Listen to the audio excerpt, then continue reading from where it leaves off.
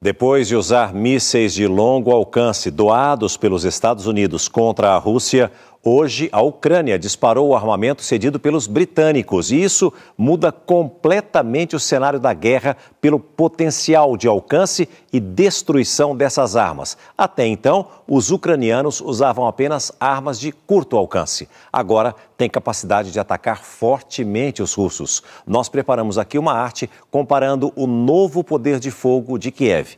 Veja, a arma usada hoje é o Storm Shadow, esse míssil que está aqui.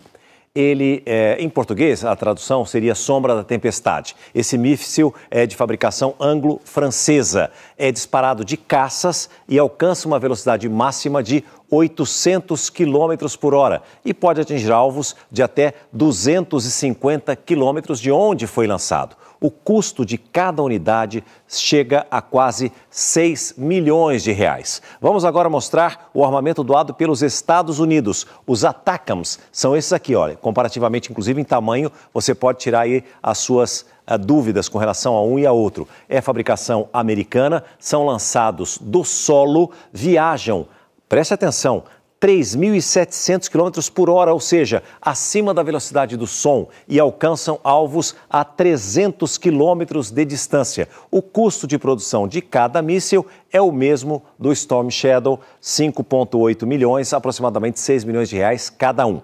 Por outro lado, a Rússia tem armas muito mais poderosas, mas também muito mais caras. Dá uma olhada. Esse é o míssil Kinzhal. Aqui você continua comparando os que a Ucrânia tem. Aqui do lado de cá é o Kinzhal, fabricação da Rússia, com o lançamento também das aeronaves. É um míssil hipersônico que viaja a 12.000 km por hora e alcança alvos de até 2.000 km de distância de onde foi lançado. O custo é 10 vezes maior que as armas doadas pelos americanos e britânicos à Ucrânia. Portanto, 58 milhões de reais cada um.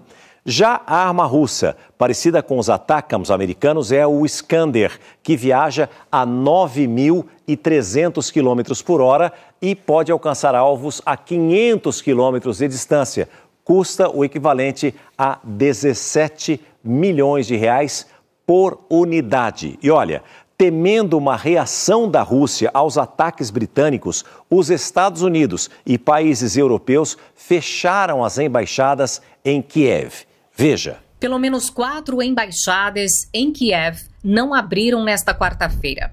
As sedes diplomáticas da Grécia, Espanha, Itália e Estados Unidos enviaram alertas para que os funcionários se protegessem por informações recebidas dos serviços de inteligência sobre possíveis ataques massivos da Rússia contra a capital da Ucrânia.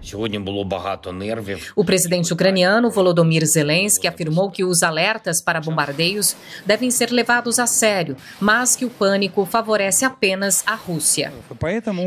Em Moscou, o porta-voz do Kremlin disse que a Rússia não comentaria sobre as decisões das embaixadas no país vizinho. Dmitry Peskov afirmou que Vladimir Putin está pronto para negociar acordos de paz com os Estados Unidos. O governo russo não citou Donald Trump, mas o presidente eleito dos Estados Unidos, que foi próximo à Rússia no primeiro mandato, já disse repetidas vezes que pretende acabar com a guerra entre os dois países. Segundo a agência Reuters, para aceitar um cessar-fogo, o Kremlin não quer deixar os territórios que invadiu e exige que a Ucrânia abandone a intenção de se juntar à OTAN, aliança formada por potências militares.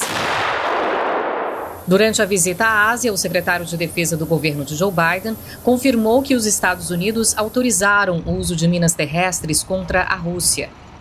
Austin Lloyd disse que os explosivos vão poder ser desativados quando não forem mais necessários. O uso de minas terrestres é criticado por vários organismos internacionais, já que esse tipo de explosivo pode oferecer perigo à população civil, mesmo após o fim dos conflitos. Aqui na capital americana, o porta-voz do Departamento de Estado garantiu que as minas enviadas daqui à Ucrânia são mantidas por baterias que duram de 4 horas a 2 semanas e que elas perdem, segundo ele, a capacidade de detonação depois deste período.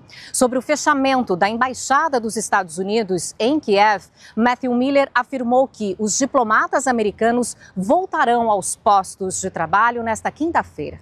No Vaticano, a primeira-dama ucraniana, Olena Zelenska, encontrou-se com o Papa e, durante a pregação na Praça de São Pedro, ouviu do pontífice que a guerra no seu país é um desastre vergonhoso para toda a humanidade. Vergonhosa para a inteira humanidade. De jornalismo no Brasil, de acordo com o Instituto Reuters. 62% dos brasileiros consideram o SBT News e o SBT Brasil a fonte mais segura de informação. Além das reportagens da TV, com o SBT News você tem acesso a conteúdos exclusivos quando e onde quiser. SBT News, notícias que você pode confiar.